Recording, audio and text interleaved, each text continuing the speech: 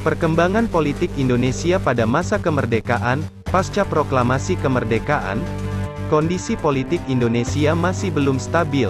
Kondisi politik yang tidak menentu menyebabkan pemerintahan masih rapuh dan tidak dapat fokus ke arah stabilitas politik.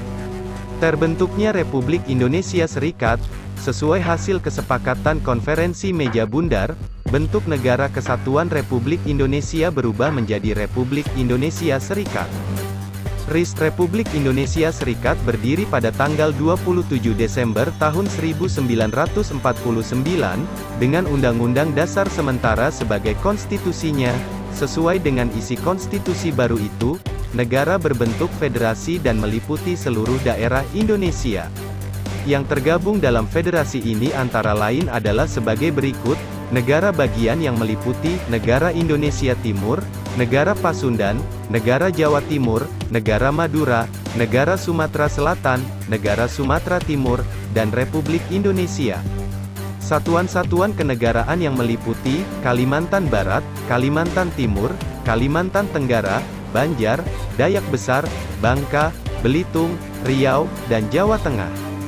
Daerah Swapraja yang meliputi Kota Waringin, Sabang, dan Padang. Sistem pemerintahan RIS dipegang oleh Presiden dan Menteri-Menteri di bawah Perdana Menteri. Terpilih sebagai Presiden RIS adalah Insinyur Soekarno setelah ia menjadi calon tunggal dalam pemilihan Presiden RIS tanggal 15 Desember tahun 1949. Sementara itu, Drs Mohatta diangkat menjadi Perdana Menteri RIS pada tanggal 20 Desember tahun 1949.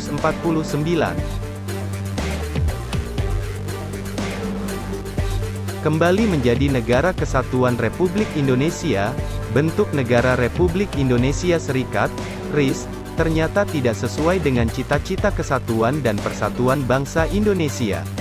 Oleh karena itu, muncul gerakan-gerakan untuk mengubah bentuk negara kembali menjadi Negara Kesatuan Republik Indonesia, NKRI. Rakyat di negara-negara bagian mengadakan demonstrasi untuk membubarkan RIS dan menuntut kembali ke dalam NKRI. Pada bulan April tahun 1950, hampir seluruh negara bagian dan satuan-satuan kenegaraan telah bergabung dengan Republik Indonesia, kecuali negara Indonesia Timur dan negara Sumatera Timur. Berkat pendekatan dan ajakan yang dilakukan, negara Indonesia Timur dan negara Sumatera Timur akhirnya menyatakan keinginannya untuk bergabung kembali ke dalam NKRI. Kedua negara bagian tersebut kemudian memberikan mandatnya kepada pemerintah RIS guna mengadakan pembicaraan mengenai pembentukan negara kesatuan dengan pemerintah RI pada tanggal 12 Mei tahun 1950. Pada tanggal 19 Mei tahun 1950, ditandatangani sebuah piagam persetujuan antara pemerintah RIS dan pemerintah RI. Piagam itu menyatakan kedua pihak dalam waktu singkat akan bersama-sama melaksanakan pembentukan negara kesatuan. RIS pun bubar dan berganti menjadi Republik Indonesia pada tanggal 17 Agustus tahun 1950. Bersamaan dengan itu, Kabinet RIS yang dipimpin Hatta mengakhiri masa tugasnya. Gangguan keamanan. Setelah proklamasi terjadi gangguan keamanan di beberapa daerah. 1. Pemberontakan PKI Madiun 1948. Pemberontakan ini terjadi pada tanggal 18 September tahun 1948 yang dipimpin oleh Musso. Tujuan dari pemberontakan PKI Madiun adalah ingin mengganti dasar negara Pancasila dengan komunis serta ingin mendirikan Soviet Republik Indonesia.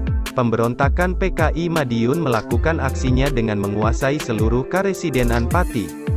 PKI juga melakukan pembunuhan dan penculikan ini secara besar-besaran. Pada tanggal 30 September tahun 1948, pemberontakan PKI Madiun berhasil ditumpas oleh TNI yang dibantu oleh rakyat, di bawah pimpinan Kolonel Gatot Subroto, Panglima Divisi H Jawa Tengah bagian Timur, dan Kolonel Sungkono, Panglima Divisi Jawa Timur.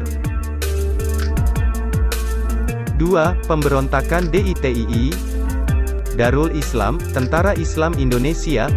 Pemberontakan DITII adalah suatu gerakan yang menginginkan berdirinya sebuah negara Islam Indonesia. Pemberontakan DITII bermula di Jawa Barat, kemudian menyebar ke daerah-daerah lain, seperti Jawa Tengah, Aceh, Sulawesi Selatan, dan Kalimantan. Pemberontakan DITII di Jawa Barat dipimpin oleh SM Kartosuwiryo, yang memiliki cita-cita mendirikan negara Islam Indonesia. Cita-citanya membentuk Negara Islam Indonesia, NII, diwujudkan melalui proklamasi yang dikumandangkan pada tanggal 7 Agustus tahun 1949 di Desa Cisayong, Jawa Barat. Untuk mengatasi pemberontakan yang dilakukan oleh Kartosuwiryo, pasukan TNI dan rakyat menggunakan operasi pagar betis di Gunung Gebeng. Akhirnya, pada tanggal 4 Juni tahun 1962 Kartosuwiryo berhasil ditangkap. Pemberontakan DITII di Sulawesi Selatan dipimpin oleh Kahar Muzakar.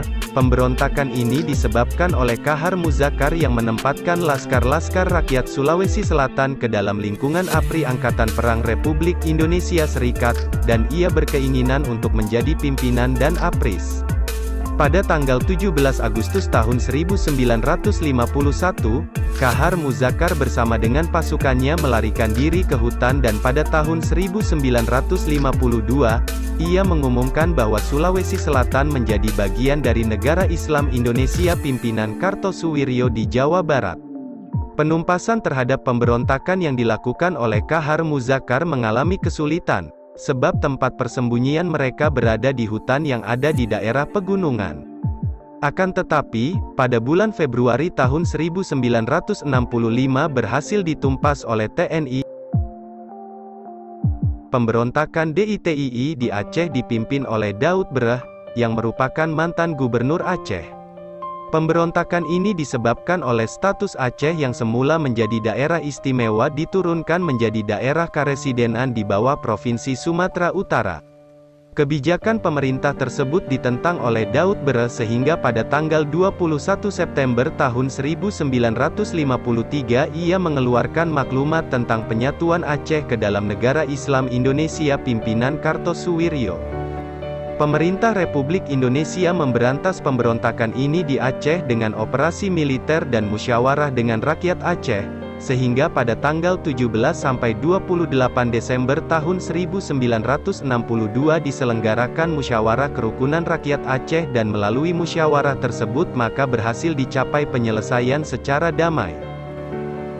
1945, Ibnu Hajar secara resmi bergabung dengan Negara Islam Indonesia dan ditunjuk sebagai Panglima Tertinggi Tim Tentara Islam Indonesia. Pada tahun 1963,